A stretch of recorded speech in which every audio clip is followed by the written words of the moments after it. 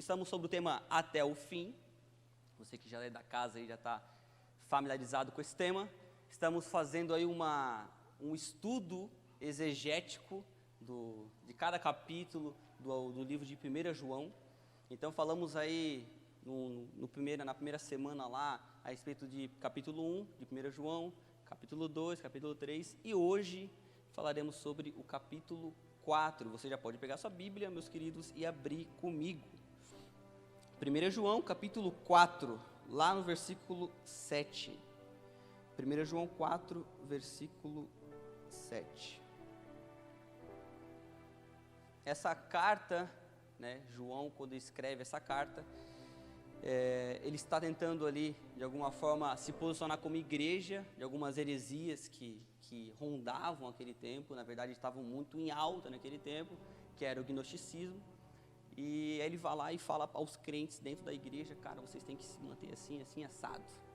Como bem vimos, Deus é luz, Deus é amor, e ele vem com essas verdades enfáticas a respeito da natureza de Deus, de quem é Deus, porque o gnosticismo vinha afirmando umas heresias que é contra isso, de que Deus, quando criou todas as coisas, criou algo ruim, a matéria era má, tinha dado tudo errado, e só o Espírito era bom. Então aquilo que eles faziam, as suas atitudes, não importavam tanto. Então o apóstolo João se posiciona diante dessas heresias e começa ali a falar: cara, não é por aqui, igreja, vamos caminhar por esse lado. Só que aí talvez você possa me perguntar: mas Felipe, peraí, então a gente está estudando uma carta há mais de 2000 anos, que falou nem foi para nós aquilo que eles falaram. Então eles estavam num outro contexto, pregando a um problema que estava naquele contexto lá, e agora você quer vir ler um livro que é tão antigo assim. Por quê?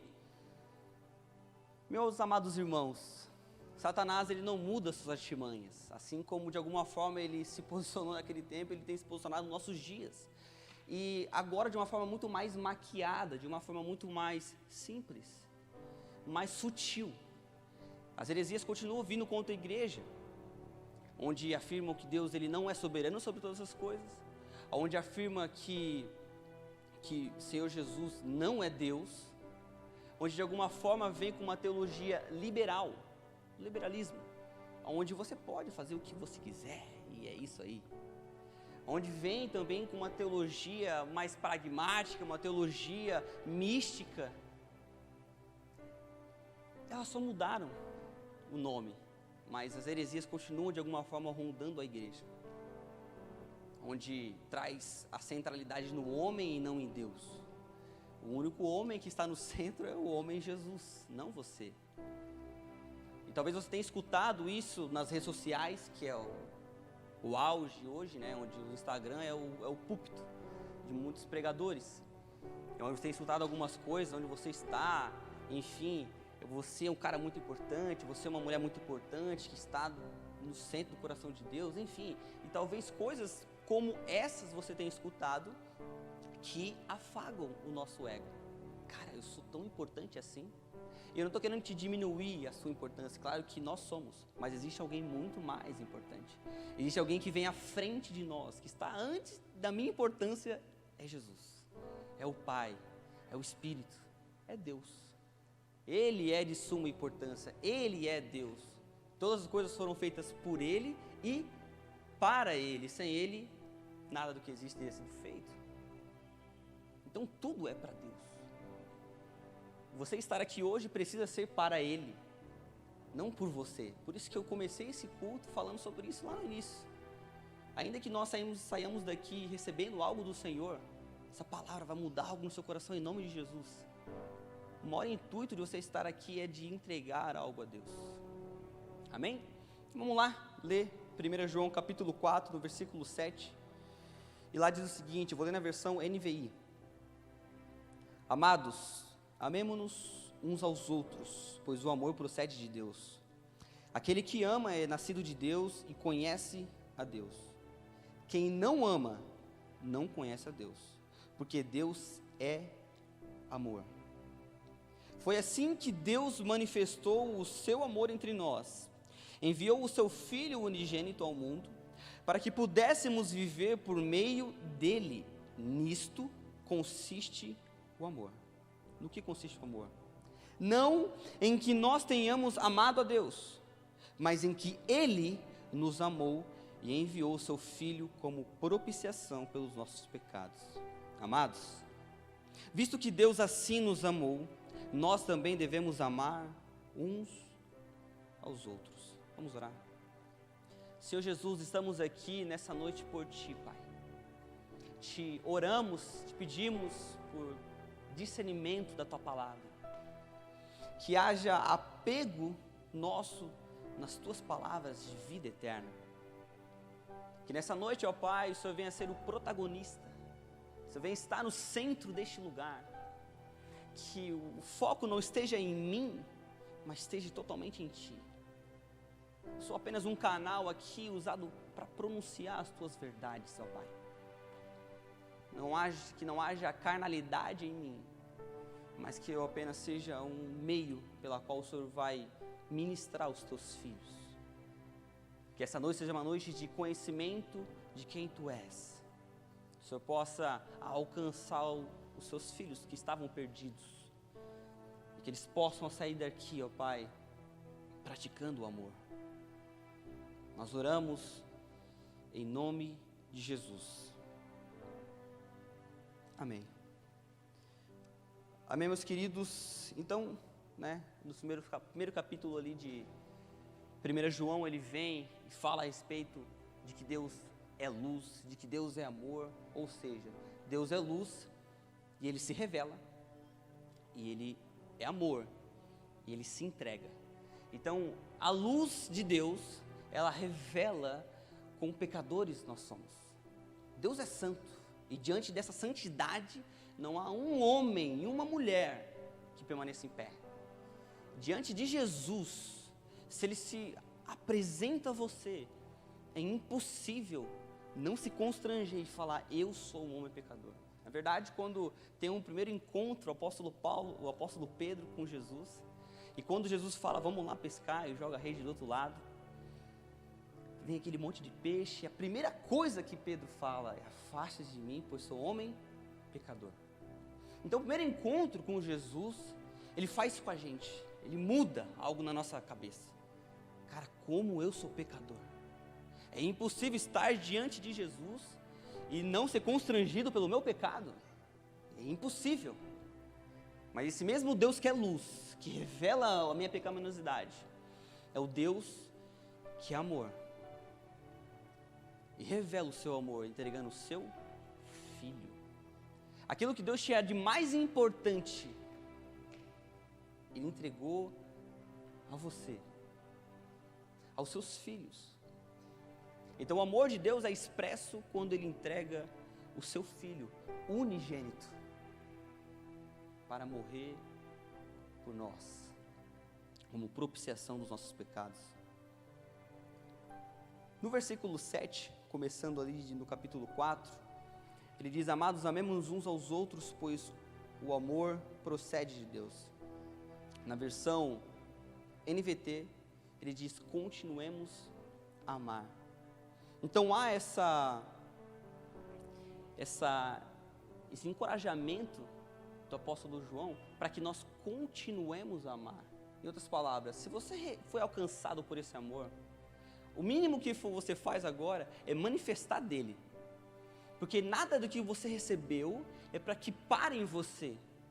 Mas aquilo que o Senhor tem te dado, derramado sobre a sua vida, é para que de alguma forma você transborde nos outros. Amados, continuemos a amar. Pois naquele contexto, eles não amavam uns aos outros. Mas Felipe, como assim? Eu amo o meu próximo. E ainda que haja dentro de nosso contexto relacionamentos respeitosos, amorosos, quando o apóstolo Paulo fala sobre amar, o amor, ele está falando sobre o verdadeiro amor. Aquele amor que é sacrificial, aquele amor que ama os inimigos. Não esse amor da qual nós conhecemos, que só é recíproco, que só é dado às pessoas que são próximas a mim ou são parecidas comigo, mas é o amor sobre todas as pessoas, sejam boas ou ruins, sejam próximas ou longe. O apóstolo João fala que nós precisamos continuar a amar. Eu fui alcançado por aquele amor, agora eu compreendi que eu preciso amar, eu amei ali, né, que os meus irmãos da minha igreja, mas é isso, agora a gente está aqui, não, ei, continue a amar. Deus é amor, e Deus nos capacita para amar, toda a capacidade vem dele, porque se não viesse dele nós não conseguiríamos, não é verdade? Vai dizer que antes da sua conversão, você conseguia amar aqueles que faziam mal com você, com alguém da sua família? De forma alguma. O Senhor precisa fazer algo dentro de nós, para que depois Ele nos capacite, para que assim eu possa derramar amor sobre o próximo. É impossível o homem no pecado derramar desse amor genuíno, pois ele precisa primeiro receber. Algumas semanas atrás eu falei que o amor é uma questão de natureza. Quem estava aqui nesse culto? Amor é uma questão de natureza. Gálatas diz que amor é um fruto do Espírito. Então aquele que foi alcançado pelo Senhor recebe o Espírito, juntamente um dos frutos é o amor. Aí sim eu consigo derramar desse amor, pois eu preciso primeiro receber dele, para que daí eu consiga entregar. Tem uma frase de John Stott que diz o seguinte: o sacrifício do Filho de Deus não somente nos garante o amor de Deus por nós, mas lança sobre nós uma obrigação. Ninguém que tenha estado aos pés da cruz e tenha visto o imensurável e imerecido amor de Deus ali demonstrado, pode voltar a uma vida de egoísmo. Em outras palavras, que John Stott está nos dizendo, é que quando nós somos alcançados por esse amor, automaticamente o que vem sobre mim é uma obrigação de amar. Porque nós não merecíamos ter sido alcançados por esse amor, pois éramos e somos pecadores. E agora, tendo recebido esse amor, que é imensurável, que é muito mais do que eu mereço, a minha obrigação, o meu dever é derramar esse amor ao próximo.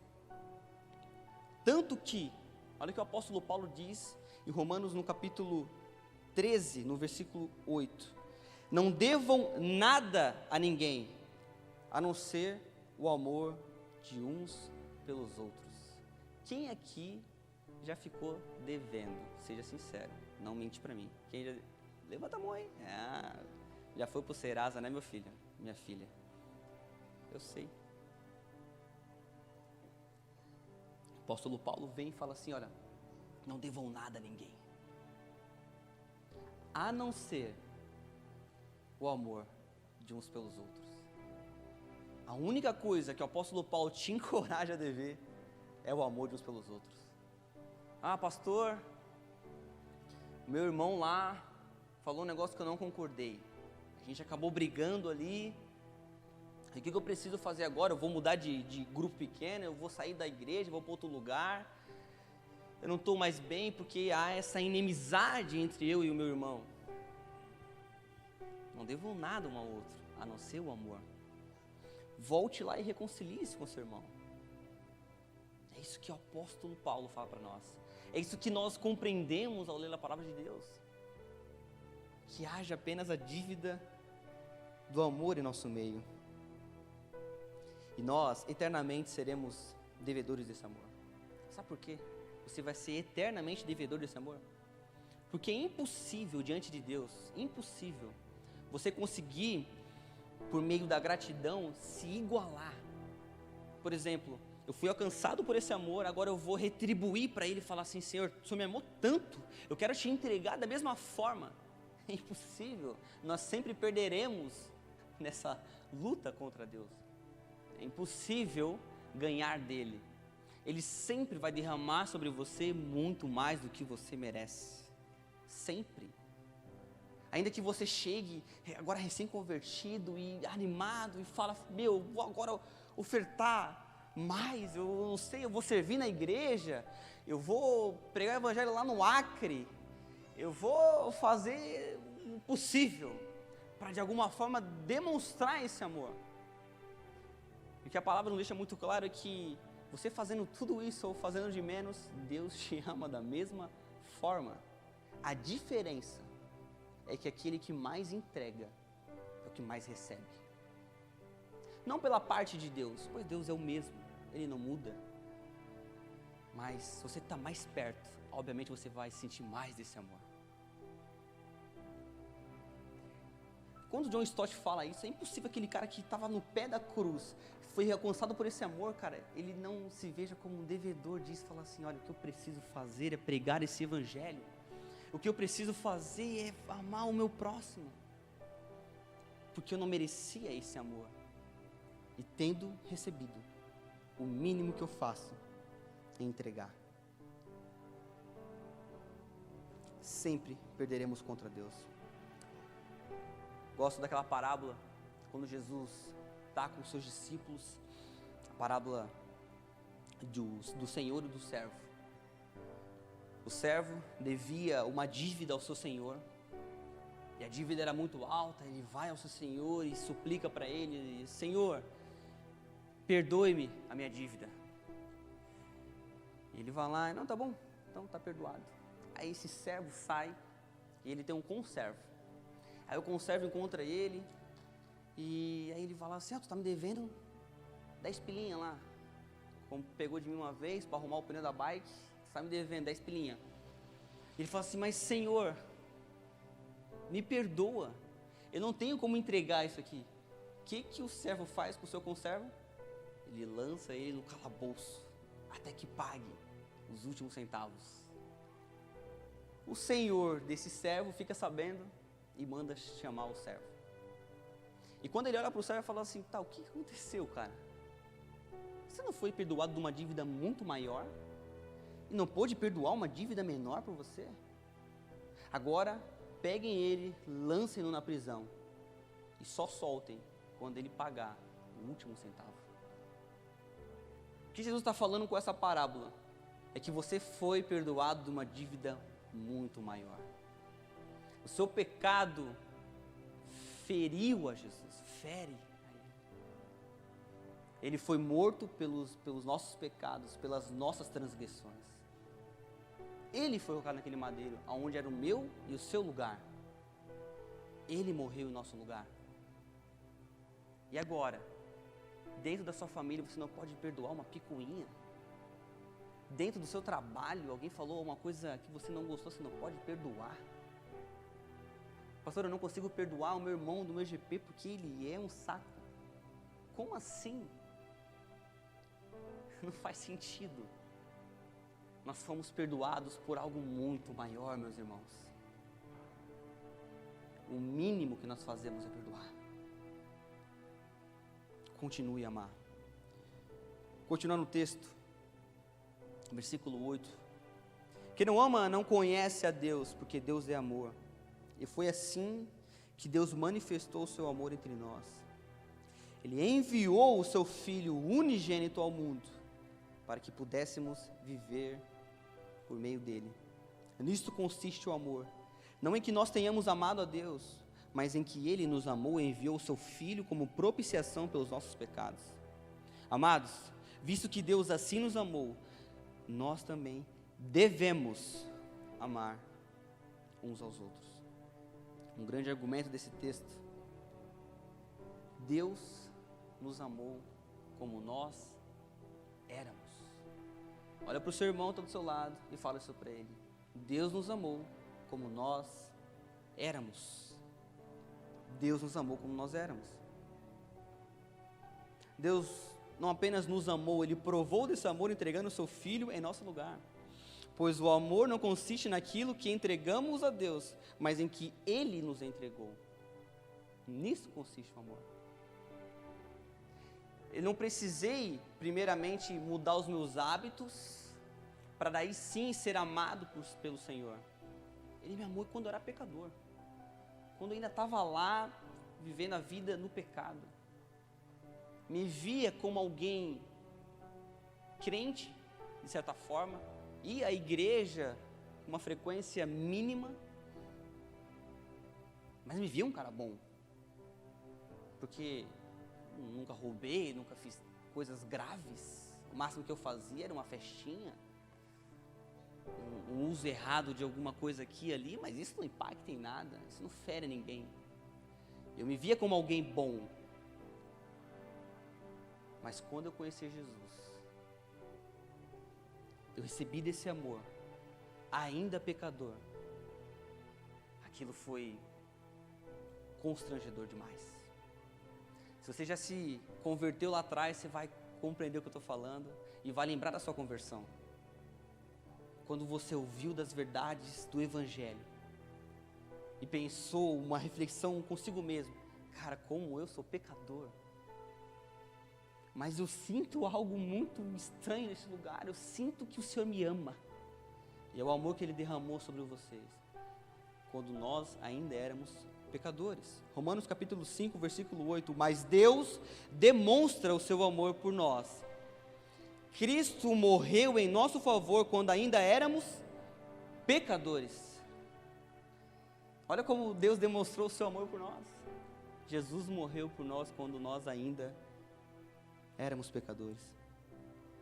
Ele não nos ama pela sua ciência, sabendo daquilo que podemos entregar a Ele, nem pela sua presciência, em talvez achar que a gente vai fazer uma coisa ou não para Ele.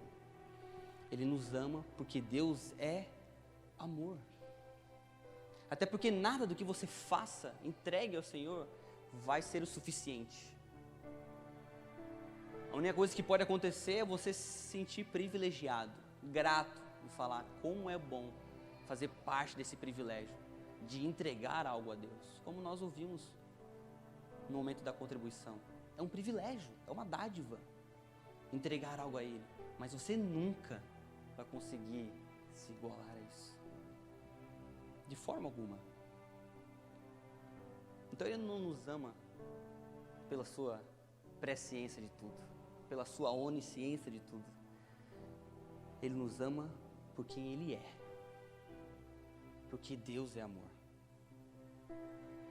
C.S. Lewis disse: Deus não nos amou porque éramos amáveis, mas Deus nos amou porque Ele é amor.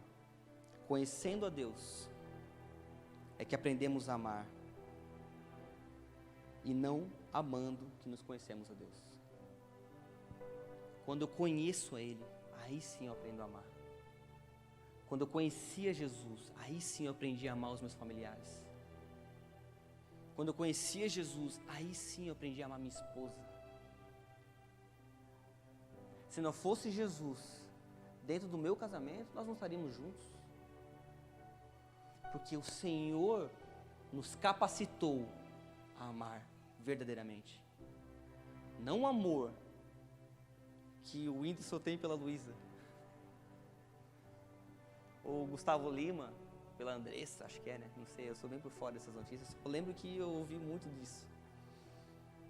Mas não esse amor que o mundo fala, mas essa capacitação do verdadeiro amor só vem quando nós somos alcançados por Ele.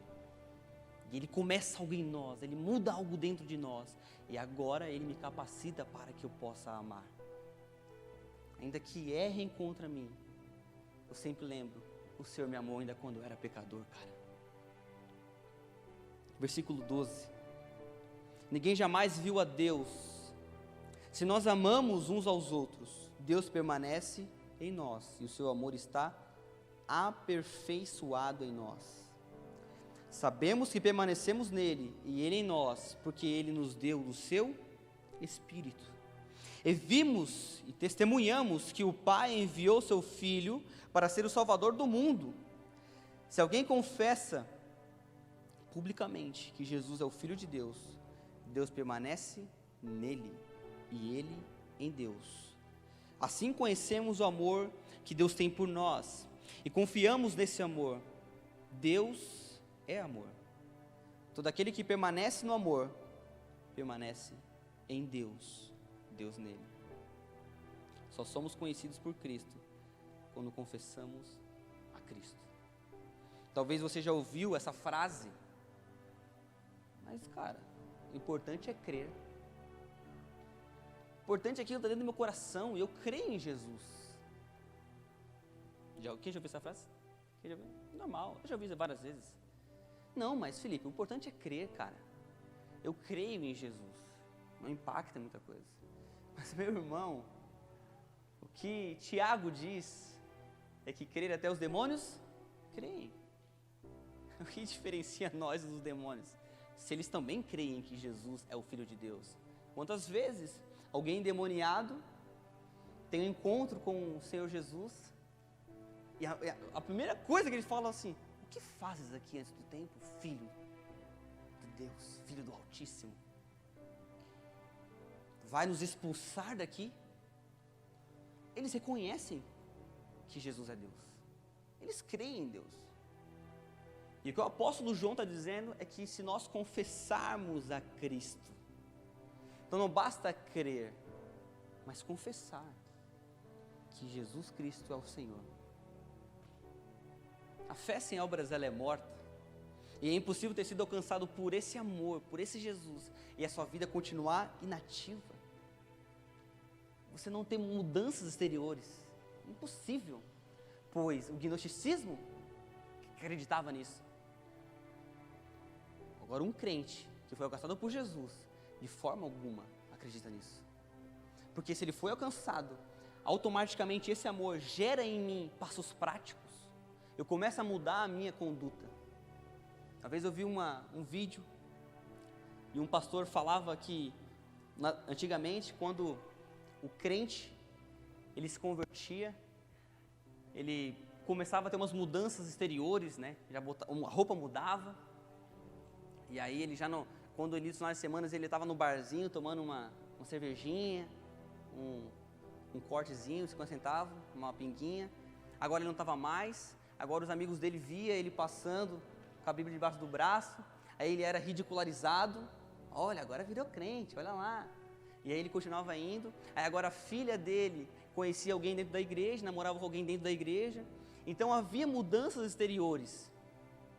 Porque aquele cara foi alcançado por Jesus.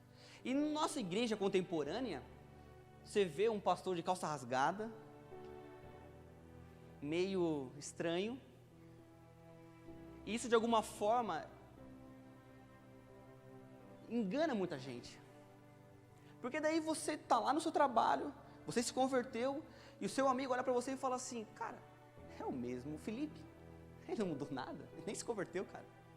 Continua falando palavrão dentro do trabalho, continua chegando atrasado, continua não sendo submisso ao seu chefe, aos líderes, coordenador, supervisor.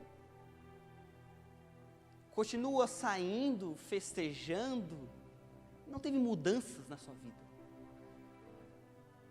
E aí agora ele não tem essa dessocialização, ele saiu daquele lugar que ele estava para agora estar com os irmãos dentro da igreja. Não tem mais isso, porque ele continua a mesma coisa, porque agora está na moda isso. E eu não estou querendo dizer, meus irmãos, que nós devemos agora usar terno, não é isso. Mas eu quero dizer é que é impossível você ter sido alcançado por Jesus e permanecer da mesma forma, as suas atitudes ter sido a mesma, estarem sido a mesma, o homem ainda ser egoísta, uma mulher egoísta, que não consegue amar o próximo, que está na igreja já há 6 meses, há 1 ano, e nunca contribuiu dentro da igreja. É incabível isso, não faz sentido. Porque não basta só crer. Nós precisamos confessar publicamente que Jesus é o Filho de Deus. O Deus invisível, presta atenção, o Deus invisível torna-se visível em nós pela prática do amor. Eu nunca vi a Deus. E é isso que ele afirma nos primeiros versículos. Ninguém nunca viu a Deus. Mas esse Deus invisível fica visível pela minha vida. Quando eu consigo derramar o amor ao próximo. Quando eu consigo demonstrar aquilo que ninguém demonstra no amor ao próximo. Quando as pessoas olham para mim e falam assim: olha, você é diferente. Fizeram isso com você, mas você agiu de uma maneira diferente, cara. Você é cristão, não é? Quando as suas atitudes falam mais alto. Quando você transparece esse Senhor que é invisível, ele se torna visível por meio das suas atitudes. Versículo 17. Dessa forma, o amor está aperfeiçoado em nós, para que no dia do juízo tenhamos confiança. Porque neste mundo somos como ele. No amor não há medo, pelo contrário, o perfeito amor expulsa o medo, porque o medo supõe castigo. Aquele que tem medo não está aperfeiçoado no amor. Nós amamos porque ele nos amou primeiro. Se alguém afirmar, eu amo a Deus, mas odiar o seu irmão, é mentiroso. Pois quem não ama o seu irmão, a quem vê, não pode amar a Deus, a quem não vê. Ele nos deu este mandamento: quem ama a Deus, ame também o seu irmão. Como nós aperfeiçoamos o nosso amor? Olha para o seu irmão do seu lado aí e pergunta para ele: como nosso amor pode ser aperfeiçoado? Perguntei para ele, ouve a resposta do seu irmão.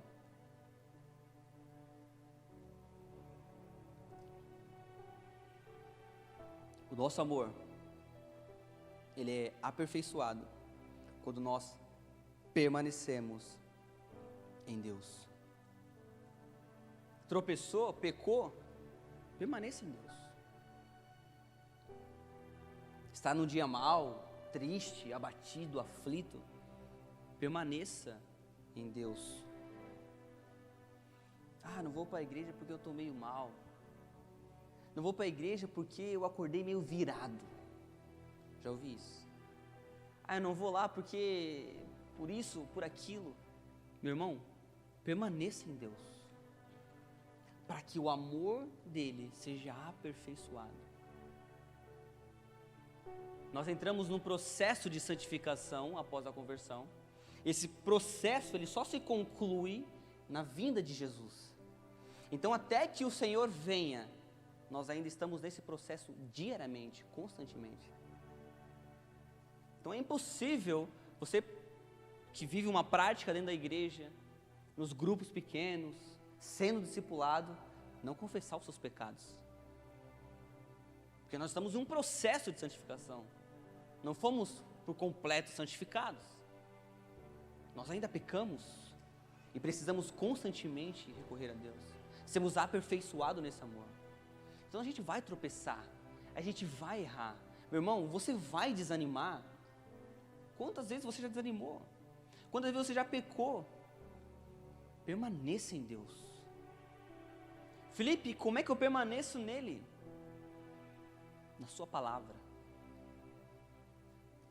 Leia, faça o seu devocional, busque ao Senhor e o encontrarás.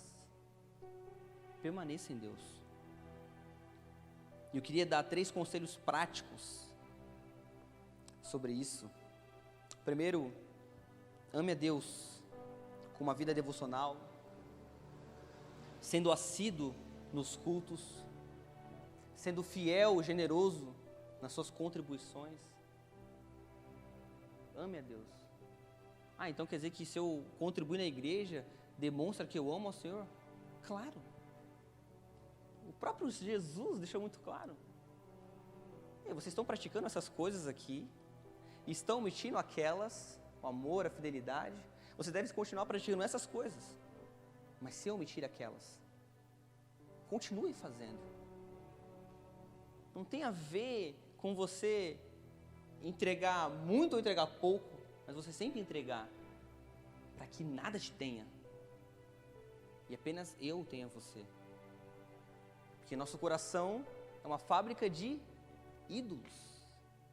E se nós constantemente não pararmos e pensarmos, eu preciso lembrar aquele a quem eu preciso demonstrar minha gratidão, aquele a quem eu preciso entregar para que ele governe as minhas coisas. Eu não confio em mim mesmo. Tá tudo aqui, é tudo meu, eu vou cuidar porque eu sou inteligente e vai dar tudo certo. Mas eu confio no Senhor e a primeira parte é dele. Para demonstrar a minha gratidão e a minha confiança no provedor, o único. Ame a Deus. Ame aos seus irmãos. Seja frequente em um grupo pequeno. Ah, choveu. Eu não vou no grupo pequeno. Meu irmão, hoje eu estou com um carro. E tem sido estressante, porque eu sempre andei de moto. E agora andando de carro eu vejo como é estressante o trânsito. Eu odeio o trânsito. Se você me vê no trânsito aí, cara, fala assim, ô pastor, calma, pode falar. Que aí o senhor está falando comigo aí. Eu não gosto, é estressante. Mas eu fiquei muito tempo com a minha moto. Tenho a minha moto até hoje. E quantos grupos pequenos eu fui debaixo de chuva? Quantos cultos eu cheguei aqui encharcado? Comprei uma capa top. Falei, essa capa aqui, ó, é a melhor que tinha. Falei, mano, qual que é a melhor capa aí? Essa, me dá essa. Comprei, paguei caro. O que aconteceu? Minha esposa roubou minha capa. Aí eu fiquei com a capa de chuva dela, que era ruim, no Mercado Livre. O que aconteceu? Entrava água. E aí a logística, qual que é a logística? Você está na moto, quem está na frente se molha mais, quem está atrás se molha menos. E a capa melhor estava o quê? Quem estava atrás. Não tinha lógica. E eu com a capa ruim, chegava encharcado. Parecia que tinha feito xixi, cara. Quem andou de moto sabe o que eu estou falando, não é verdade? Chega isso aqui, ó, molhado assim, ó. E eu aqui, ó, louvando o Senhor. Quantas vezes isso aconteceu? Chegar na igreja molhado, encharcado, debaixo de chuva.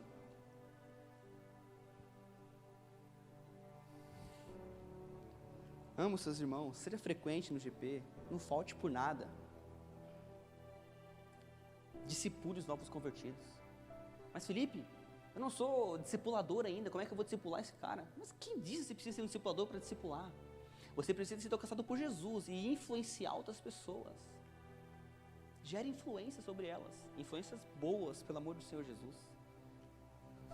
Por favor, tem que falar, tem que lembrar. Mas seja influente na vida desse irmão. O cara entrou hoje, se converteu hoje. Ele é um recém-convertido. É um novo na fé. Ele precisa ouvir, ele precisa ser encorajado. Seja você esse encorajador. Ah, mas eu só vou discipular quando eu for levantado como líder dentro da igreja. Meu irmão, você nunca vai ser levantado líder. Porque você só é líder dentro da igreja quando antes de ser, você já é. Comigo sempre aconteceu dessa forma. Eu liderava antes de liderar. Em todos os níveis de liderança eu fui subindo dentro da igreja, apacentador, coordenador, supervisor. Aconteceu da mesma forma, pastor também. Antes de tornar pastor, ser ungido pastor, eu já era pastor. Eu já estava na casa dos meus irmãos. Eu sou chato, cara. Eu vou lá, eu gosto de ir. Hoje minha esposa está grávida, eu não tenho tanto tempo, tenho que estar ali, levando ela para o trabalho e tal. Mas, cara, eu vou lá. Essa semana eu estava lá comendo sushi. Meus irmãos, eu amo sushi, paga o sushi para mim. A gente vai, eu vou, eu gosto. Fui lá com o irmão, comi um sushi com ele, conversamos. Tivemos tempo juntos. Por quê? Por quê?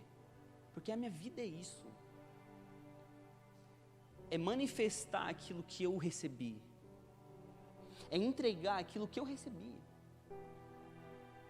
Porque não veio um anjo, Gabriel, voando aqui e falou assim, filho, Jesus quer te salvar. Eu fui alcançado por meio da igreja. De um grupo pequeno que rolava lá na PAV, na Onda Dura, quando eu entrei há 6 anos e meio atrás, onde tinha ali um líder, todo errado, onde tinha 5 pessoas, eu fui alcançado naquele lugar, por meio de pessoas. Seja você essa pessoa que leva Jesus aos outros. Ame os seus irmãos. Exercite o seu amor pelos seus irmãos. Ame ao próximo. Outro conselho que eu dou para vocês. Pergunte se está tudo bem, cara. Está no trabalho. Não aquela pergunta fria. Porque é assim, né? E aí, tudo bem? Tudo bem. Sempre está tudo bem.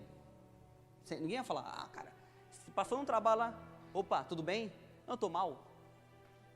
Parece dar um bug, né? Tipo assim, mas não era ele para falar isso.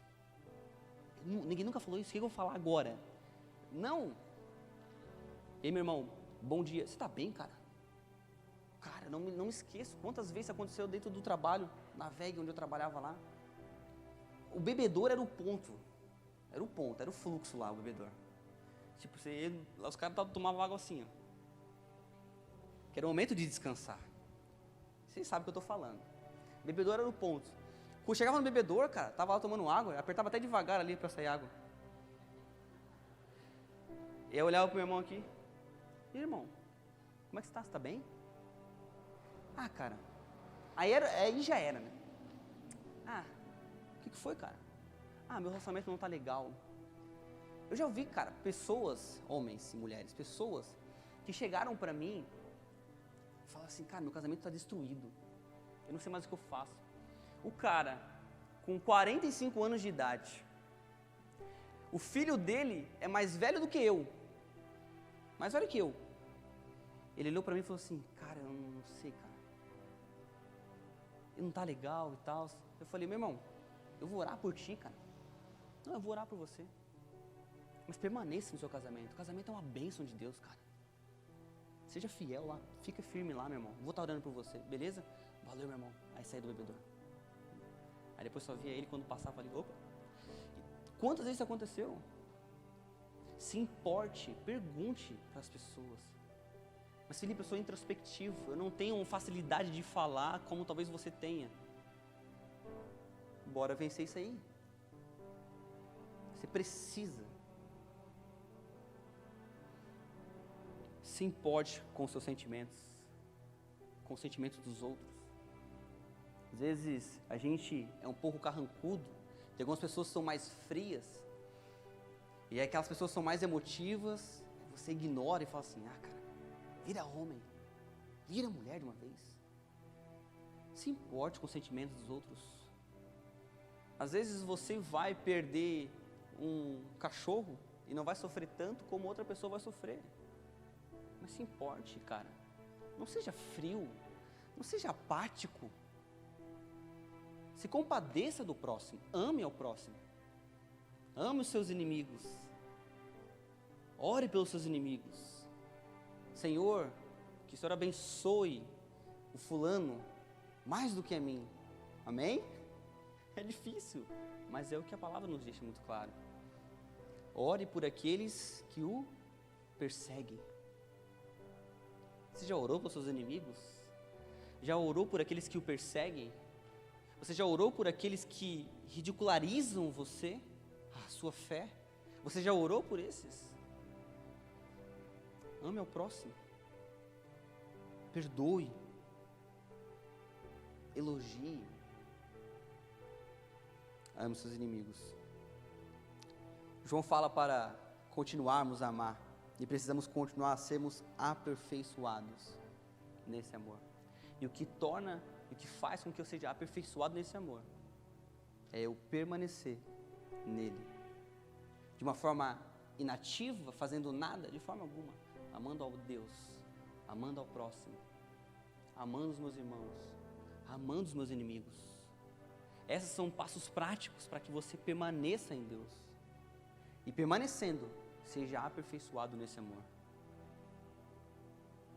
Uma declaração incrível também desses versos que nós lemos é que o perfeito amor lança fora todo medo. Versículo 18: no amor não há medo, pelo contrário, o perfeito amor expulsa o medo, porque o medo supõe castigo. Aquele que tem medo não está aperfeiçoado no amor.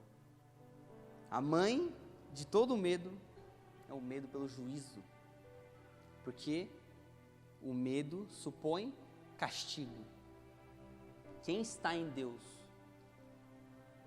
não vive com medo, não tem medo de morrer. Talvez você tenha medo de morrer. Pense, cara, minha vida é muito importante. E não, cara, meu Deus, eu tenho medo. Cara, o perfeito amor expulsa, ele lança fora todo o medo. E quando você é alcançado por esse perfeito amor, cara, você vai chegar a um lugar, a um ponto, onde pode morrer como aqueles homens de Deus que seguiram a Jesus, sendo queimados vivos, louvando a Deus. Foram perseguidos, açoitados, humilhados, degolados, e alguns queimados. Enquanto estavam sendo queimados, eles louvavam ao Senhor. Por quê? Porque o perfeito amor lança fora todo medo. Ele expulsa o medo. Eu não sei quais são os medos que você tem passado. Medo de perder a sua esposa, os seus familiares, medo de perder o seu emprego, medo de ser esquecido, medo de ninguém lembrar de você, medo talvez de caminhar sozinho. Meu irmão, o perfeito amor lança fora todo o medo. Quem é o amor? Deus é amor. Ele expulsa o medo. Quantas vezes eu passei por situações difíceis, da qual eu tive medo, e o que fez eu passar por elas foi lembrar de que o Senhor podia tirar aquele sentimento de mim. E eu orei, eu falei, Senhor, eu estou com medo, Pai. Eu estou com medo e eu confio em Ti. E confiando nele, aquele medo se foi. O perfeito amor lança fora todo medo. Meu irmão, você precisa de Jesus.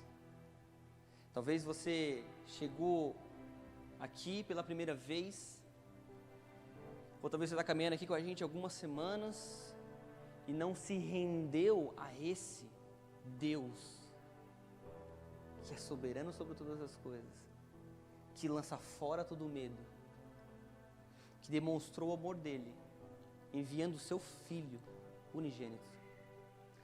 Cara, pensa comigo, se o Senhor deu aquilo que Ele tem de mais valioso,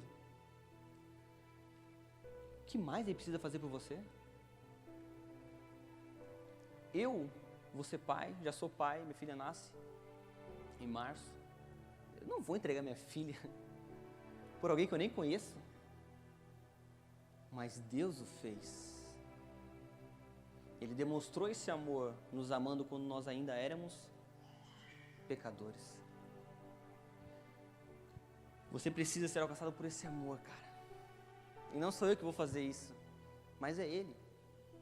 Talvez você fale ou pense aqui consigo, olha, eu fui alcançado por esse amor lá atrás, mas eu fui até a igreja, eu fui até o grupo pequeno, enfim, eu fui até lá e eu aceitei Ele. Mas o sentimento que estava no seu coração não veio de você, veio dele. Então o Senhor faz tudo. Não sou eu, não é você, mas é Ele que vai e pode fazer algo dentro de você. Que nessa noite você possa se render para Ele. Eu queria orar por isso. Eu queria que no seu lugar você pudesse baixar sua cabeça, fechar seus olhos. Não precisamos ter medo, meus irmãos, mas sim ser aperfeiçoado no amor. Nós só conseguimos manifestar esse amor se já o tivermos recebido. Você só consegue manifestar esse amor se você já recebeu dele. Você precisa receber desse amor. Eu queria nessa noite orar para que você recebesse desse amor. Você que ainda não aceitou a Jesus como seu Senhor e Salvador, você que ainda não se converteu, eu queria deixar esse convite. O Senhor te trouxe até aqui. Essa noite talvez Deus tenha falado ao seu coração por meio da minha vida. Eu não preguei para você, mas o Espírito te ministrou de alguma forma. E se Ele falou com você, não foi eu, foi o Senhor te chamando. Está na hora de você baixar sua guarda, meu irmão, em se entregar ao único que pode lançar fora todo medo, ao único que pode ressignificar para você, dar o real valor e sentido do que é o amor.